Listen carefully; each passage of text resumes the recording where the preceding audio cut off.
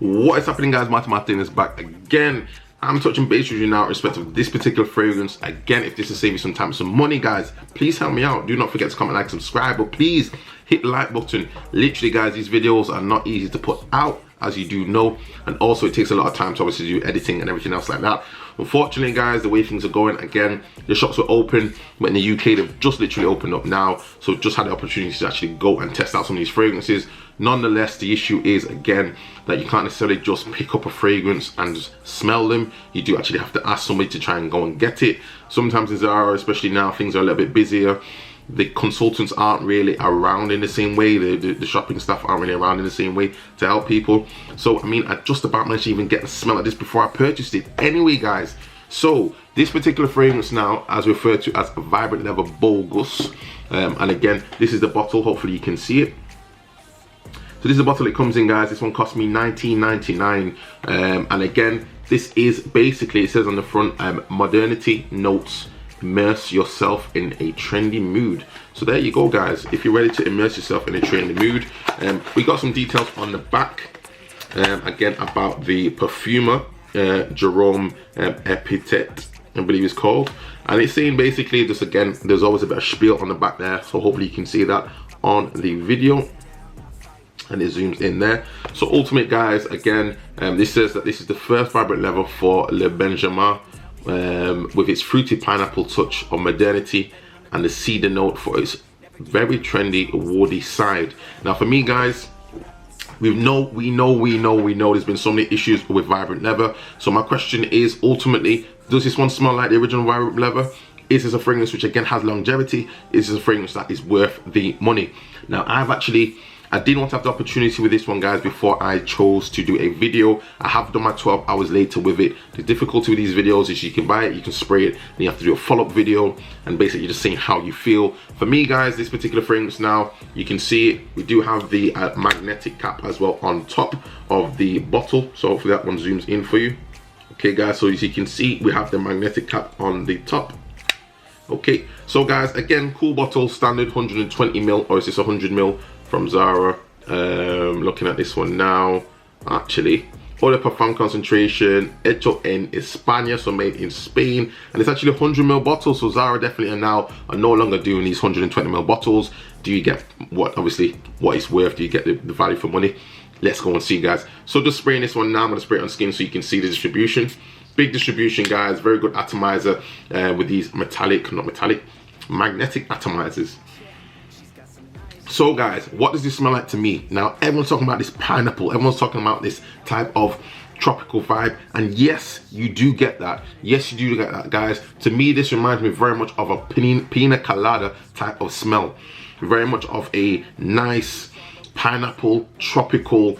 I mean, if there's birch in there, you're definitely smelling some of that birch. The birch doesn't necessarily smell as harsh or I'd say abrasive as maybe smoky type of Aventus-ish or smoky types of versions of vibrant leather. You don't get that type of vibe at all. You just get more of a sweet birch, tropical, borderline cocktail-esque type of vibe going on. To be honest, guys, this is a flanker. It's probably one of the better flankers Zara have done from the line of vibrant leather, but this is not vibrant leather, so do not try and confuse the two. If you like the Aventus vibrant leather, you know, that not necessarily pineapple or such, but more so the bergamot, more so the I know what they're saying, it's got bamboo in their version, but more so of that sort of classic straight vibe, this quite won't be it. This one's slightly more of a twist. This one's like a tropical twist mix. Now to me, guys, I was smelling this one and I thought to myself, you know, what does this remind me of? And I'm actually going to get a fragrance that I think it reminds me of. However, for the moment, how is it by way of projection? Yes, I was able to get a scent trail. The scent trail I only noticed roughly for about an hour. After that, I didn't necessarily note it after that. Now it's difficult, again, in the current times. I can't necessarily do the female opinions that I'd like to do, but by all means, I'm going to make sure I get some of those done. However, for now, it does give me roughly about an hour's worth of a scent trail, and then after that it starts to die down. Can't say I've got longer than 4 hours in this one. I don't think the performance is necessarily beast mode performance compared to the original vibrant leather, but you do get some of those whiffs you do get that scent trail bubble, you do get that sort of sillage to some extent, and I was quite surprised actually by the sillage. So I do think actually Zara has taken some of these points on board, or maybe it's just a take from the perfumer in respect of some of the criticisms that have been put towards Vibrant Leather in the past. This one to me, guys, again, it smells fresh. It smells like a fragrance which I wouldn't necessarily wear in the office. It's slightly more of a fun type of fragrance, definitely a summer vibe going on there, again with this tropical note. I think this one is not as it's definitely not as alcoholic as some of the previous releases that Zara have done in the past. I think in a way, in comparison, this is slightly more well blended. Do I think it's worth the £20? I'm gonna say no, just the amount of fragrances I have in my collection. But if you're someone who's new to fragrances and you're not too sure what to get, I would say this is not bad. If you could try and get one maybe in a decant first of all, I would suggest you do so. Is it worth a blind buy? I'd say yes. It's not necessarily the worst when it comes to paying £20, but at the same time, I definitely would not want to put it all on this one, between this one and the original Vibrant Leather, not the newer releases. But I do think, in all honesty, this one seems to have more by way of longevity than the newest releases of Vibrant Leather. For whatever reason, they decided to make these changes. I don't know why, but for me, guys, this very much reminds me of a pina colada type of smell with an element of, I say, birch in the base, and definitely some form of bergamot in there, slightly fizzy sort of note in the base. You do get this type of earthy note a little bit as well, which again I think is probably the birch. But for all in all, guys, this is not a bad fragrance. Now the fragrance it actually reminds me of it's not the cleanest, it's not the clearest necessarily one to go for, but it reminds me slightly of, for some reason, having sprayed this one now, this reminds me slightly of this Pepe Jeans fragrance. So this is like a cocktail type of fragrance going on. And ultimately, guys, you can see this one. This is a relatively cheap one. I think I got this one from Superdrug for like something like £10 or something crazy. This is ultimately another take on Versace Eros. Now, don't get me wrong, it's a distinct cousin from Versace Eros. It does remind me slightly of Versace Eros. Now, if you imagine this Versace Eros with this sort of, how could I say, there's not like a sort of vanilla note in there necessarily, but it does slightly gives me a reminding in my mind of Versace Eros. But again, that's just my take on it. Again, skin chemistry is different. Now, guys, in comparison to the two, here you can see I've got a bottle of the 120ml. You can see the difference in the bottles. 120ml version of Vibrant Leather. Again, it's been used up to some extent, and this is obviously the newest one. Do the two smell the same? Again, skin on skin, I'm gonna say probably, again, I'm only picking up on the birch from this in here. That's all I'm gonna say. I don't really think the two are the same as flankers go. I just think, to be honest, run for your money. If you're definitely into your Ventus clones, everything else like that, then obviously you can't necessarily move away from this one. As flankers go, though, guys, this is not necessarily the same take on it, but with a pineapple twist. I think this is just a standalone fragrance and a pineapple type of fragrance. Pineapple type of fragrance, guys. Potentially unisex as well. I'm just gonna have a look now on the note breakdown, but again, unfortunately, guys, there's not actually anything available on here. Whereas this one had this type of lemony vibe in the original Vibrant Leather that came out. That seems to have been taken away, and then we get more of the bergamot. This one, however, just takes it in a completely different direction. Still with the bergamot, but again, this pineapple note in there.